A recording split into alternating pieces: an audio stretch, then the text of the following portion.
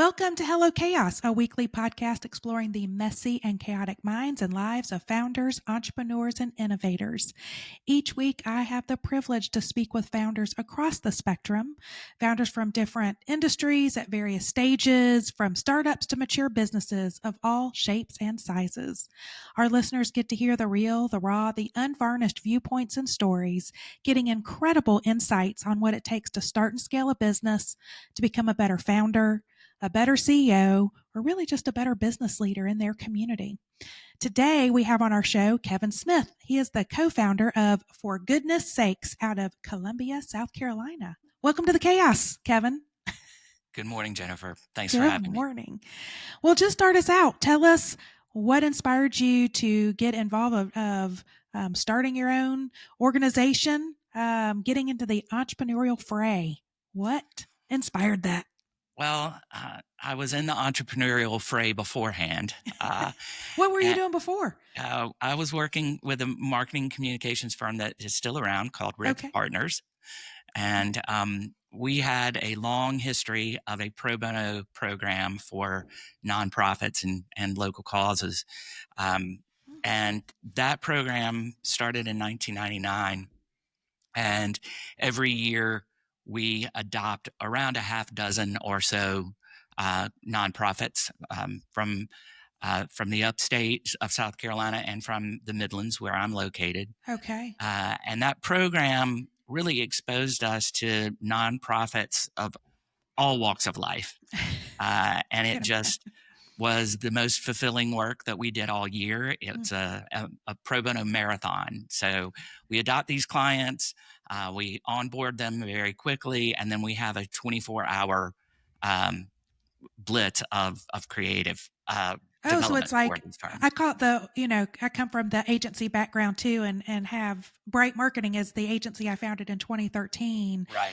But is it like we call it Lucky Strike Extras, like a huge like ideation session just for these nonprofits, and then it's like giving them free work, free creative ideas and That's materials and all that? it's beyond just ideas. It is Oh, actual materials. It could be brand development, identity work, public service announcements, some fantastic. web works, digital marketing assets, brand strategy, marketing planning.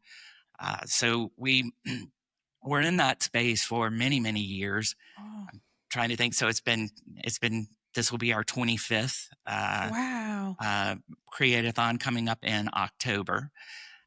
But that exposed us to so many causes. And as I said earlier, it was just the most fulfilling, exciting work that we did all year. And we Mm. did it with a number of obstacles, the obstacle of 24 hours to work on it. Yeah. I Um, mean, I'm just going 24-hour blitz of producing all of that for many. You said it's not just one nonprofit. You're saying it's a brainstorming of yes, multiple nonprofits. Whew. the nonprofits apply and we make a selection. So more apply than get selected each year. But we choose around a half dozen or so. Sometimes a little more, sometimes a little less, depending on the size of our crew. Right. That are folks that are associated with the agency, and also some volunteers from other aspects of the community. And uh, we just loved that work so much. We began to attract a lot of nonprofits who wanted to work with us, who did have a budget, who could work Okay. beyond our pro bono event. And uh, in doing that, our practice became increasingly focused on the nonprofit sector, not Mm. exclusively focused, Right. but that portion of our work just continued to grow. So we made a decision that we wanted to be a bit more intentional about it, and found a practice area called For Goodness Sakes that Mm. would specialize in social impact marketing and causes, nonprofits. Sometimes that's work for government agencies that are Right. helping people make positive changes in their lives. Um, so that's what brought about the focus of For Goodness Sakes, and it's been it's been very rewarding, very exciting. It's still fairly new. We've been at it about a couple of years now, but we have a Okay. much longer history. So Yeah. it was a 20 plus year journey to get to the founding of For Goodness Sakes. So you guys are like an agency, but just for nonprofits. Is that That's that is correct. that is This is fantastic. nonprofits, foundations, and government And agencies. government agencies. And so when you said, "Okay, I'm going to raise my hand to do this," um, jumping into that fray, uh, what surprised you the most of being now a founder, branching off into doing this? You know, was there any kind of like myths that you've been told, and then you're like, that is these people lied, or like really, what just kind of surprised you the most, good or bad? Well, a good surprise is it was very well received. Hmm. This wasn't a complete shocker, but I am surprised at how much it takes to author content and promote something that is new. Yeah. I do a biweekly article that is sent out to a database of nonprofit leaders across the country, Mm. and just the authorship of that content. And we also have a podcast called The Science of Good.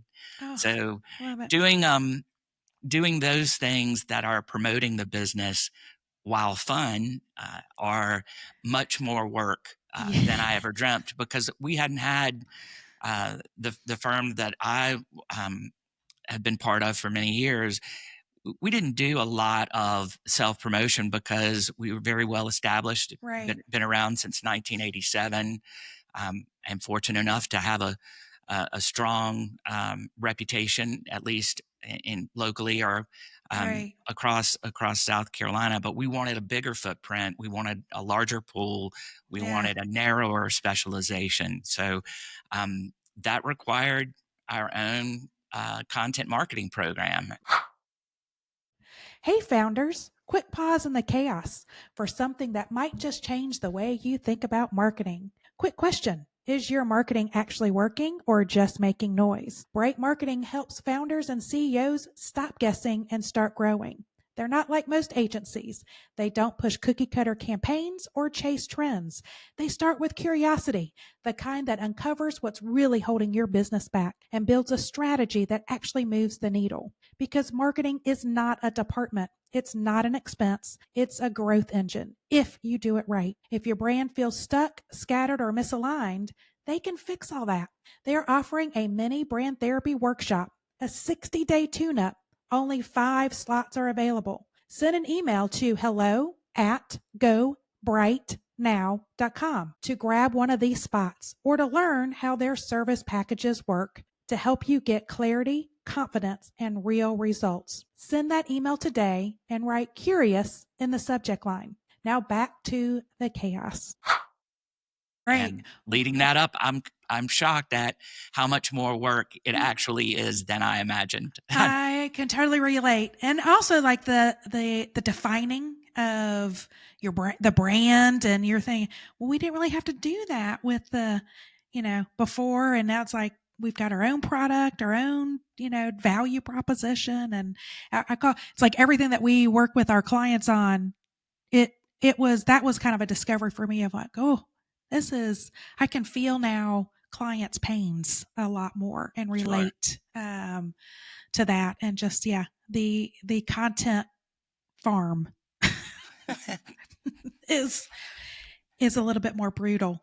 So what It's did you discover it's tough most? being a farmer. It is. Oh my god, yes. It was like herding cattle, and also just like I don't know if you find it that way, but even just to ideate what's the topics um that I really want to focus on that are more intentional, that's going to plant the right seeds the in the people's minds. I mean, there's a lot of I know people can just go, yeah, content everywhere. But it's like, but you got to be really intentional. And sometimes just that brain sweat is a lot more work than I don't think people realize.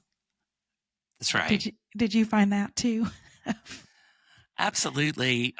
One of the things, though, that has helped is we have a focus within a focus. Mm, Um, in addition to specializing in cause communications, and mostly that's nonprofits, um, some foundations and some government work, but the majority of it is focused on nonprofits. And um, beyond that specialization, we believed that the communications devoted to causes mm, was often lacking the same amount of strategy, the same amount of mm. polish that commercial work had.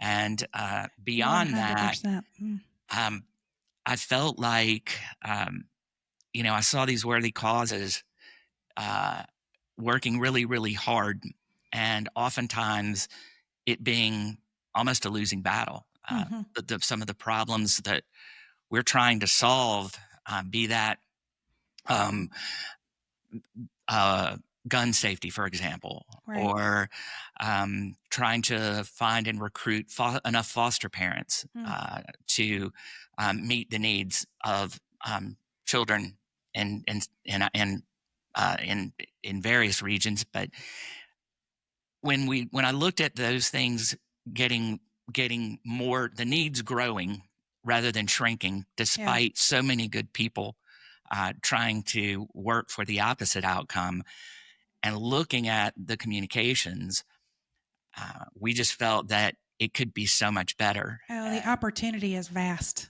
Yeah. we Well, decided, oh, sorry. no, I was gonna say, well, and I'm sure you see that too. Of a lot of nonprofits, they're hiring for communications. They'll hire people, interns from college or people straight out of school who don't really have the knowledge and background of let's let's define kind of the problem. Let's define what's our value proposition. How do we talk about it? How do we message it strategically? Let's define our target and be able to properly then communicate that right message to that right audience. And people coming, because we see that a lot too, of even in commercial work too, of just the inexperience of and we do a lot of work in B2B, and you talk about opportunity of of people think, oh, it's just B2B, doesn't need to look good. I'm like, yeah, there's so much opportunity to look better, sound better, but just like you said, be more strategic in that communication. But yeah, nonprofits are probably, because they're just, I don't have a budget for this. Let's just, or I'm getting volunteers to do this, or so you guys stepping in, and it's just probably like a huge ocean of opportunity. Well, it is, but I also think that a lot of the approaches that have been um, relied upon in the past that are very typical, Mm, um, expected work in categories just isn't moving the needle. yeah. So, I mean, I think about the easiest example I can think of is um, some distracted driving. It's an issue Mm, that we've worked on before, and you just see the problem getting worse and worse with texting. yeah. And then you see a lot of the classic messaging that are taking their cues from drunk driving ads from the 1980s or 1990s, and you just see dire warnings um, and scare tactics that cause the audience to look away. Right. And one of our uh, one of the things that is different about our approach is we try and approach work through the lens of behavioral science, Mm, and looking at what is going to move people and motivate people. And so many um, causes are looking really contributing to, inadvertently, of course, contributing right. to shame, contributing to um, bad behaviors because they're making the situation look so dire Mm, um, that it's contradictory to how our brains work. right. I mean, it's, yeah, our brain will automate that lizard brain, right? It'll just like shut it off. That's right. If it's something that we can't relate to, or it's too emotional. In a way, we just it bounces, doesn't stick. Um, so what have you found to be the most rewarding part of starting this, co-founding this organization, um, and seeing this, this approach? I I love the clients because they are genuinely altruistic, wonderful people Mm, doing really difficult jobs. They are just soldiers, and um, when I think about the caliber of people that I get to work with on the client side, I look at it and go, they could go somewhere tomorrow and make more money. mm, Um, they're doing they're doing work that they love and believe in, and that makes for just a different atmosphere yeah, in the relationship, and an alignment of goals and objectives that just make the work more rewarding. I bet, and it's, especially you came from agency, commercial side, and Right. now you're, it was that kind of a, I don't know, was that what drew you to this? Was okay, I don't have to deal with that. It's more rewarding working with people that have more of a purpose driven mentality. Is that? Yes, I think it was just life stages more than anything for Mm, me. Early in my career, it was about learning the business, um, trying to get a raise, get a promotion, earn a yeah. living, um, you know, make my mark. I started out working in South Carolina, moved to New York City, where I lived for 7 years and worked with some larger firms. So it was, hey, how can I work on things that are bigger? Mm, Um, and how can I build my career? right. Later on, that was my mindset in my 30s. Right. Which Now, is most of ours. Yeah. Yeah. sure, in my 50s, I look at it and go, okay, how do I want to spend the next 15, 20 years of Right. my career? How do I want to finish things? And it was just about, hey, I love the work, I love the atmosphere. um, I wasn't cut out for corporate life. uh, but when I thought about it and said, gosh, my perfect scenario would be doing what I like to do and what I believe I'm Mm, fairly good at, doing that for causes that matter, and going home at the end of the day and saying, hey, somebody's life is a little bit better today because we were around and we got a message out into the world. yeah. Oh, I love that. Um, what have you found uh, through this journey and starting this? What did you discover about yourself that maybe you didn't even realize was kind of down deep? um, I had a lot of I had a lot of biases. Mm, I had a lot of misperceptions um, about uh, other groups of people that I didn't really understand all that well, mm, and didn't have a lot of exposure to. And um, I love being proven wrong when it's for good. And yeah, yeah. So like the constituents or the stakeholders of the nonprofits that you're working in, you're like, I never knew about that type of like kind of that scenario there's certainly a lot of issues I didn't know about. mm, You generally know that there are public health issues that need to be addressed, and right, we want there to be fewer people that have diabetes, or fewer right, people that are smoking or vaping, or fewer people that are driving while distracted. Those things about. But I've gotten into audiences like mental health, mm, or addressing homelessness, yeah, where you have some stereotypes, some biases, mm, that you may think, well, gosh, For example, a lot of people who are homeless have mental illnesses. That's I don't right. know what we can do. A lot of them had substance abuse problems. Uh, y- and then I looked at it and went, I made those assumptions too, right along with everyone else, until you Right. get educated by clients and by research and by your audience. Mm, The largest thing I've ever worked on that really led to this specialty was a contraceptive access program. mm, Uh, and it was 8 methods of birth control, all free or very low cost. And our job um, was to promote the service uh, and uh, and make this free service available to women in South Carolina, mm. particularly those who are underserved medically, who live Right. in underserved communities, and who have a lot of financial limitations.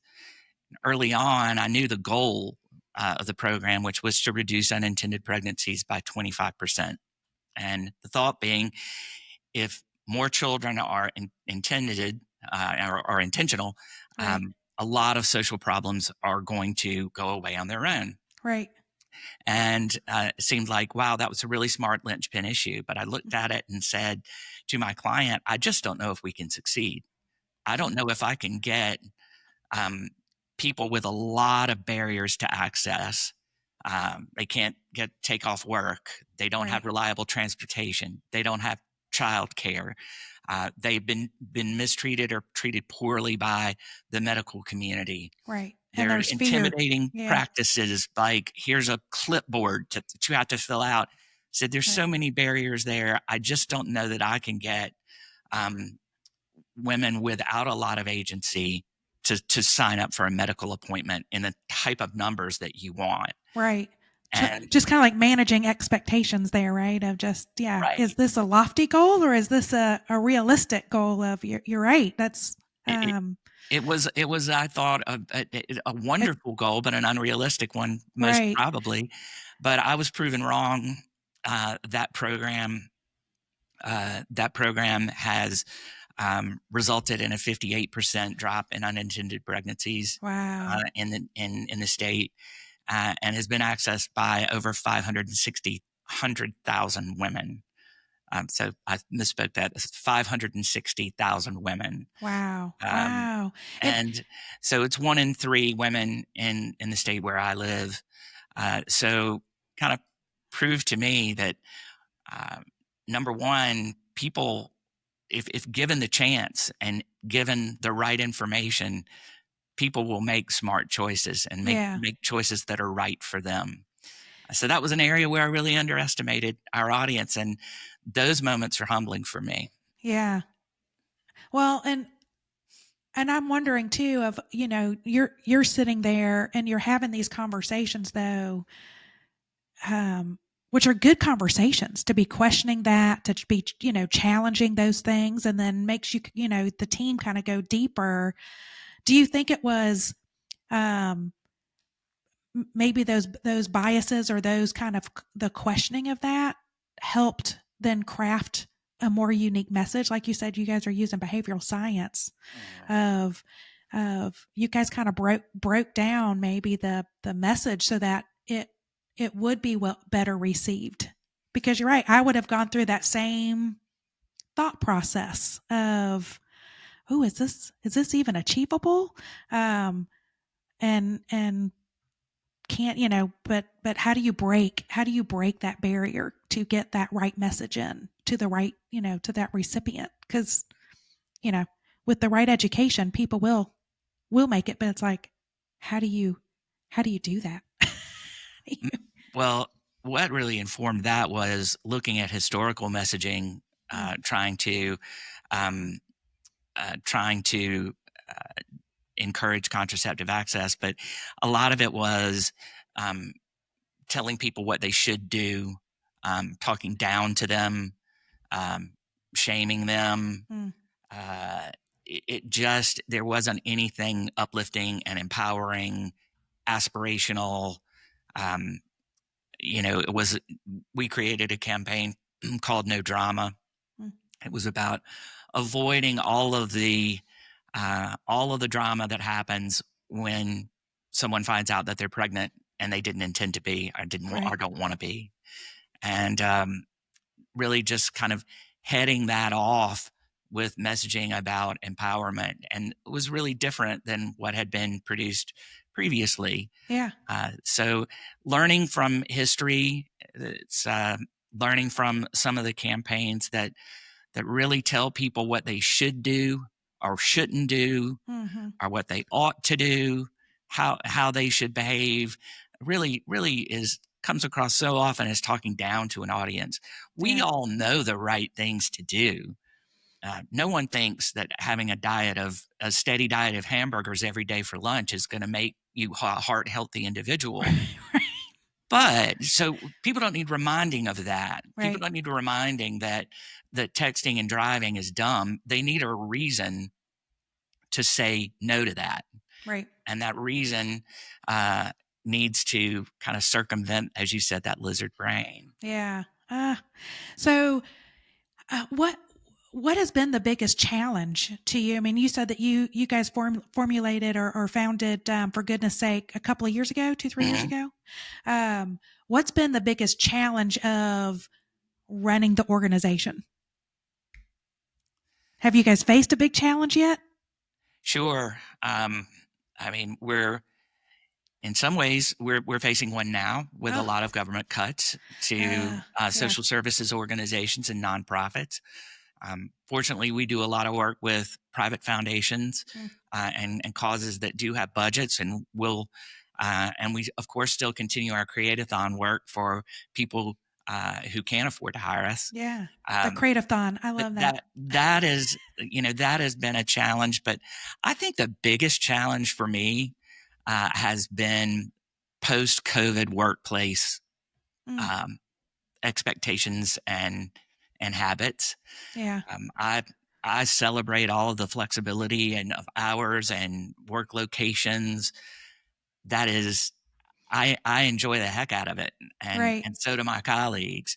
However, there's such a cost, and Yeah. you're not together as much. It's harder to to pull together a meeting.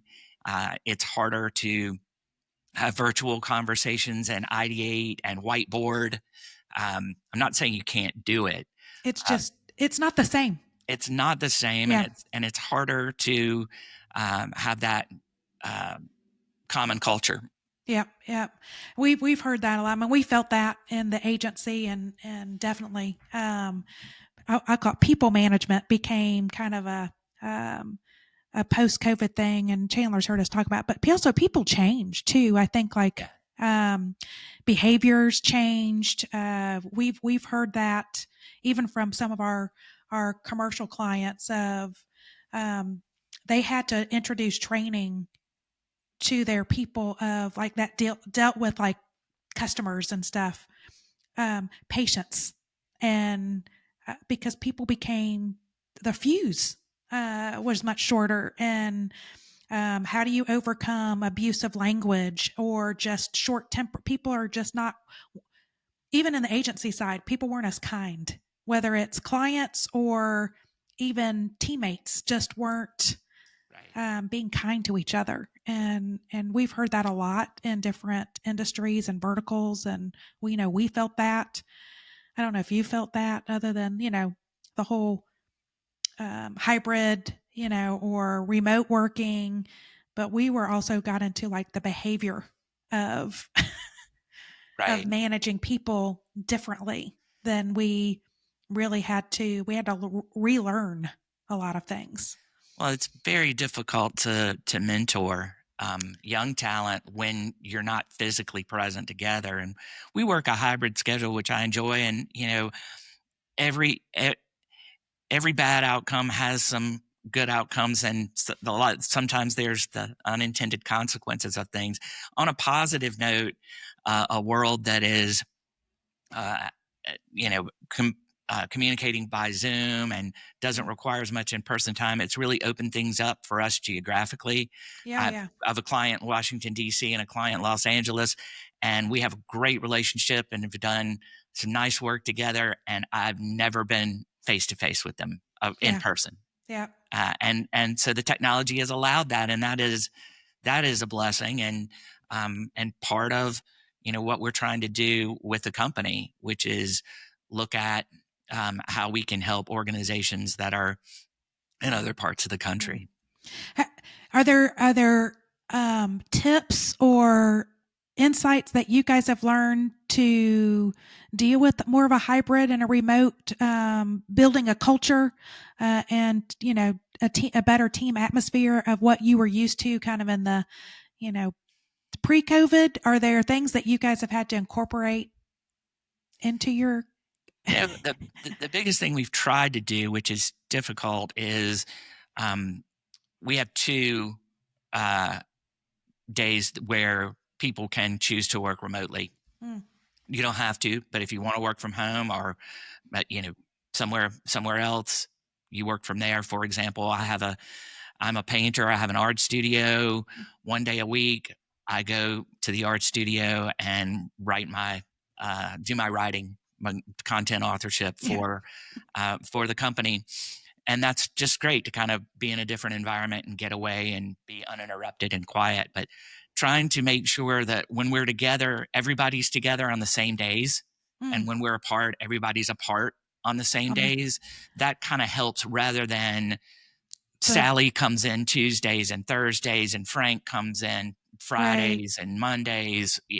Just trying to standardize that. But we still have a lot of coming and going, and Mm, people have childcare issues, or yeah. home repairs, whatever, and you have to accommodate that. And it's kind of difficult to imagine how unaccommodating schedules used to be. I mean, it was Yeah. a tough thing, Yeah. and now it's a Oh, little bit more. I think it's much more permissive in ways that I think are very good. But yeah. there's just a cultural People have cost. life, and people need to manage life. That's right. That's Right. So you said that you're a painter. Did you, on the agency side, did you grow up in the, I call it, I grew up in the media, um, and analytics and kind of the account planning space.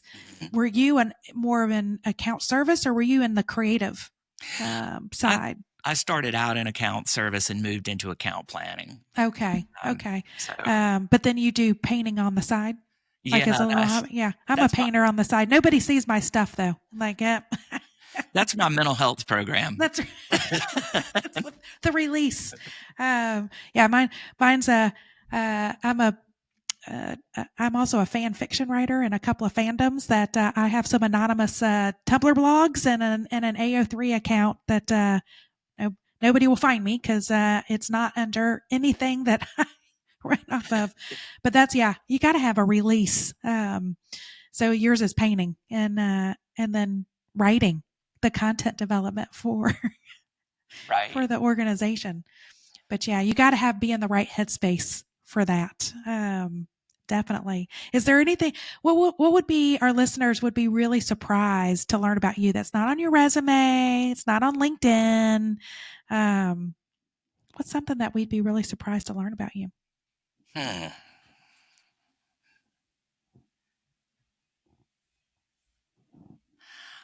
Gosh, I'm having a hard time with that. Um, I feel like a fairly open book. I don't know that much about me would surprise anybody, to be honest. Okay, well, here's another way that what do you love most about yourself that you wish other people would recognize more? Well, and it certainly hasn't come across in our conversation, but I really enjoy humor and laughing, Mm, and just joking around. I think and that probably doesn't always come through in a professional setting. yeah, But in my personal life, I like to cut up and laugh and you're a and jokester. have fun. Yeah. Okay, so if you had to hit rewind on anything, like if you had to do a, not that things that you regret, but just things like, oh, had I known this 2, 3 years ago, I would have done something differently. Is there anything that you can think of that you would, you know, oh, man, I wish I would have known that? What comes to mind first is I wish.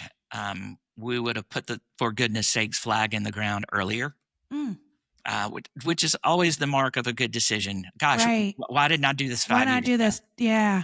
Yeah. So there's certainly that, and as far as regrets, I think that this work has this cause communications and work in this space has made me more positive Mm, uh, overall. And I think um, as a younger person earlier in my career, I felt like things were a bit more of a fight. yeah. I'm not saying I was a contentious person, but it was a bit more of a focus on what are the struggles or why can't it be another way? Mm, Um, why can't we have a bigger budget? Why can't this client be more flexible? right. Some of those things that I just felt were always um, not breaking my way or not coming, Mm, you know, not unfolding the way I would want or the way things would unfold were I in charge. right. And I think I've probably lost a good percentage of that, and um, that I think is really healthy. So Yeah. that's something I would change when I look at the rear view. And the reverse. And what was that like when you said, okay, if we could have done this 5 years earlier, what was that like aha moment where you're like, everyone was like, this, we just need to break off and make this a whole other organization? Um, was it just the volume that was coming and it was like the right time? Or was there a fear? Like, was it sitting in the back of like your, like, we should do this? Um, I'm not ready for that. I mean, was it a fear based of that held back that decision, or was it just a moment of, oh my gosh, why are we not doing this? I think that increasingly we knew that specialization was going to be very, very important for Mm, the long term viability of our company. And I was having a conversation with a consultant who said, you know, what what do you want more of? And the program that I mentioned earlier, the contraceptive access program, had been such a wild success, mm. um, and far and away the most impactful, biggest work Big outcomes. we had Yeah. ever done outcome wise. I mean, and so I looked at it and went, God, that's the work I'm most proud of in my whole career. Mm, Um, that's the type of work I want to do all the time. I want to do it at a scale that is impacting a lot of people, not just to not to grow our company, or not to necessarily grow the number of staff or um, our billings, but just to have more impact. right. And we were coming up on what was a 5 year anniversary of that work or that program, um, which started in 28. We launched in 2018. The program started in Mm, 2017, and I said, this is it. This is far and away what everyone loved the most, not just me. yeah. And we said, well, if we're going to get more of that, then let's leverage that experience as well as a 20 plus year pro bono program of working with nonprofits in as many on as many issues as I think you can think of Mm, almost. Let's leverage that, and let's narrow our focus um, and really push hard.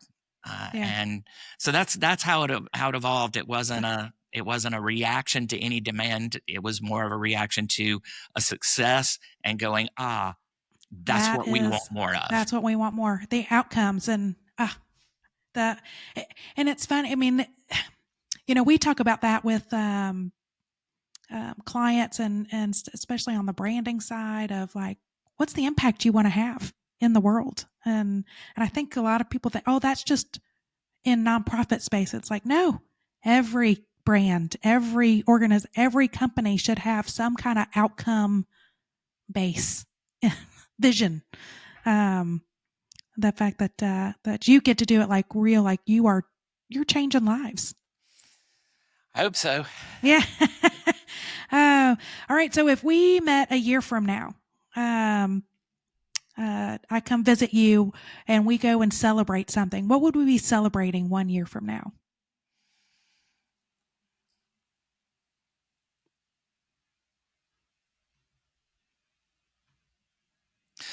Well, I would hope it would be another another big success, Mm, or at least the beginning, even better than a big success. What's better than that is something to come. mm, So I would love for it to be we had this exciting new assignment. I can't wait to get started. mm. Boy, is it going to be a challenge. Don't know how we're going to figure it out, but we will. And That it has us really energized. figuring out the puzzles, the That's puzzle right. piece. Oh, okay. Um, I love that. What's the best piece of advice that you've been given from a counselor, advisor, business leader that you've really taken to heart and it's shaped how you run the business?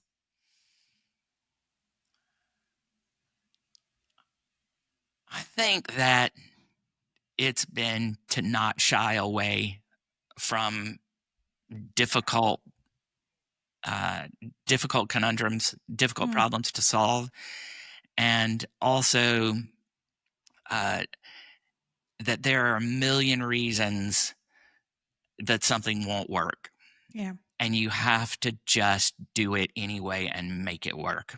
Right. And I think that uh, some of my business partners have had that spirit of just because there are five good reasons why this can't happen. It's kind of like what I said about the Yeah. contraceptive counseling. I can give you a long list of reasons why people have barriers and may not make an appointment, but you have to believe in the good and overcome that and don't be part of what one of my partners calls the can't don't won't club. Ah, the can't, won't, don't. Is that like a philosophy of how he kind of runs um, business, like how I call it the executive field guide of like his personality style, or is that more of a mantra of like, as we look through these problems or these campaigns, let's not fall into this? Yeah, Because I this love was that. we can't fall into the can't don't want mindset of we don't have enough money to make an impact Mm, or this particular issue cannot be solved. yeah. There's a solution to everything, and Yeah. when our problems are in many cases unfortunately getting worse, Yeah. uh, we need new approaches, and we need the conviction that they can be addressed. When you look at something like income disparity or Right. homelessness in an era where affordable Poverty. housing is more and Yeah. more unattainable. Mm, When I think about foster care, worked on a campaign that was specifically trying to address the placement of teenage foster children and how mm, that was, you know, not as easy of a sell yeah. as younger children. So I think you just have to say we're going to will it to work. Right. We're not going to shy away from that problem That's right. and that conversation. We're going to jump into it. I love that. That's so great. So, what do you do on your spare? I mean, other than painting, what else do you do in your spare time? What do you do to like, if you have to relieve stress? Do you have any routines or disciplines that you've kind of put in and go, okay, this is how I need to make sure I stay positive. Um, Well, re-energize. as far as routines go, I have a Boykin Spaniel that requires, as I say, 2 miles a day or hell to pay. So that is time to clear my head, um, listen to podcasts, fuel that content engine. Mm. I also do a lot of yard work. Pulling weeds can get rid of a lot of frustration. Oh yes, yes, they can. So how are you doing? Like you said, your biggest challenge is kind of you're kind of in it with the government cuts and nonprofits kind of all kind of in a uh, I don't I want to say tizzy because a lot of them don't even know like how it's going to impact them Right. yet. They're just like, so I think there's a lot of fear out there. What do you guys, plan to do, not just for your, but how are you stepping into this arena of the uncertainty? How are you guys approaching all that? Yeah, and Sorry, that there's was a big question. I'm has curious myself. I'm like, well, the uncertainty, I certainly feel that, and what's difficult is seeing people who have spent a whole career mm, working to try and have a positive impact, often on the same issue, right. and having what is a belief system in good and how we solve problems being questioned. It's a uniquely personal Mm-hmm. um, affront, Yep. and it's not. Um, Arguably, it's in some ways the same as what happens to for-profit companies when there's a market contraction or recession. Right. Change is coming. You have to make adjustments. It's unpleasant. It's stressful. It's uncertain.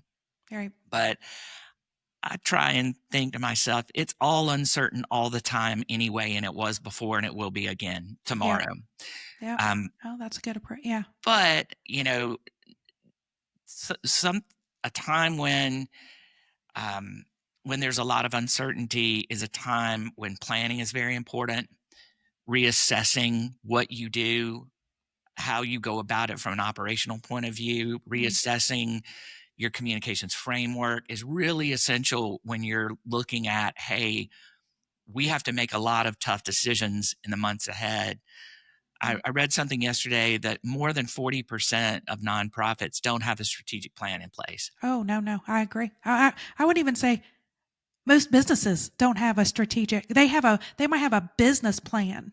Like we need to get this, or we've got or maybe even a budget, but there is no action plan, strategic plan to go from I'm trying to get to, this either budget or this revenue or this whatever end goal. We see that. It's it's very surprising. Uh, but then not when you start getting in there to go, oh yeah, they're like, no, And it's now, I mean, now is if if you don't have that in place, now is the time to to have it. really step back and invest the time to assess a roadmap forward. And the other thing that I believe in is you have a 3-year strategic plan, but re-examine it every year. Oh yeah, So, hey, we had a plan. How does that plan need to change? right. Uh, Did we hit our goals? did we hit Did our we? goals? Initiative number 2, step B did not work at all. How do we need Right, to? What do we need to do now? This area of expansion is there's not the demand that we thought, right, or our core capacity is suffering because of this new initiative. right. So I think that there's now is a time uh, that will force some self examination, Mm, and I regret it, and I don't like the scenario that we're in, yeah, and I have nothing but compassion for all of us who are in it. But here we are. that's right. You've got a gift that you can help to go. Let's take a step back and breathe and work through and create the roadmap so that Yeah. you'll be better when you come out of it. Yes, I mean that I the last article that I wrote said, I think back on my career, which has involved the dot-com bubble. Hmm. Um, I was there. it involved the recession, 9/11, and And the recession, 08, yeah, yeah, and then the Great Recession, and COVID, yeah, and now where we are with some of the government cuts to social services and nonprofits. mm, Um, but every single time, every one of those crises was scary and difficult. But every time on the other side, I went, "That stunk, but we're better for it." Right. And it's interesting, and then, as you said, kind of looking in the rear view, the brands, the organizations that actually came out of some of those crises better, more sustainable, and stronger were those that had a strategic plan in place, and had a marketing strategy and operations engine, and were working it. It might have been scaled back, but at least there was some kind of intentionality and strategy in place that pushed them through it. Um, and so, yeah, don't underestimate that. Just the power of a plan. That's right. Even if it's one that even it's just we have, thank God we have a plan because now we have to change it. Right. That is so What much of a head start over. I don't. It's a blank canvas, I don't and even have a roadmap. now Yeah. what? Right. Where should I spend my money? Where should I spend my resources? The energy. Without the plan, you have nothing to reflect on. Right. Oh, we speak from the same playbook. Um, so, okay, if you had to look back into your journey, what word describes your founder journey? It's that positive outlook, and I'm not saying I don't have angry moments or bad days, Right. but um, I I absolutely believe that when your intentions are good, and when your intentions are good, it will work out. Yeah. And so that's been my sort of rudder. So you're the optimist. Yes. The eternal. I was. I've had to come to realize to define myself as I'm a because I used to be in account planning. You have a lot of cynicism because you're putting so much discernment on everything, right? Right. Um, and so yeah, I'm an optimistic, cynic humanist where I also know and understand the pragmatism that comes along with just being a human, and people's behaviors. But that's how I've had to come to define myself. I'm an optimistic, cynic humanist. All right. So if you had to look ahead to the next chapter, so your journey, has been of an optimist. Now, what's the chapter ahead? How do you define that? What word? Scale. Yeah, What I'm hoping. That's what I'm hoping to achieve. that's right. Scale for impact. I love it. Um, all right. Well, I love our conversations. I know we're kind of running over, but where can people get a hold of you and learn more about For Goodness Sake and what you guys do and reach Sure. out to you for a plan? Our website is fgsakes.com, and on it you can go to, there's an insight section. You can sign up for my biweekly newsletter. You can also see the Science of Good podcast, where my colleague and I, interview nonprofit leaders from all across the country, myriad issues, really an impressive bunch of folks that I think are so helpful, because running a nonprofit, being an executive director or CEO, can be incredibly lonely. Yep. Your spouse probably doesn't want to hear about work. Uh, you don't necessarily have, you can't share things with your coworkers because you're the leader.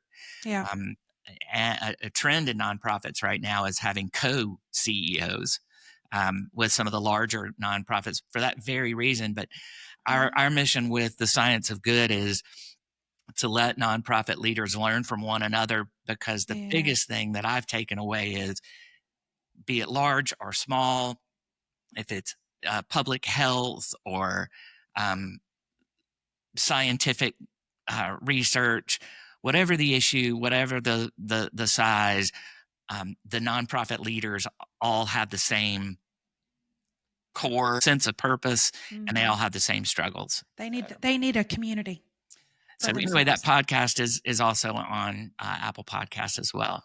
Very good. I'm going to check it out too. And we'll tag it and promote it when we launch this episode. Um, so thank you for hanging out with us, Kevin. I loved hearing your story and what you guys are doing, and hopefully we can help lift you guys up. Well, thanks so That would much. be I've great. enjoyed being on. And for everyone listening or watching, thank you for joining us. This podcast is available on your favorite podcast platform. So please subscribe to Hello Chaos. Give us a 5-star review on Apple or Spotify, and share this great content and help us build a more connected entrepreneurial community. Hello Chaos is one of the many resources brought to you by Orange Whip. That is Orange Whip, WIP for Work in Progress. Orange Whip is a multimedia company dedicated to serving founders and entrepreneurs. We've designed platforms to inform, inspire, and be the independent connective tissue between founders and the entrepreneurial ecosystem.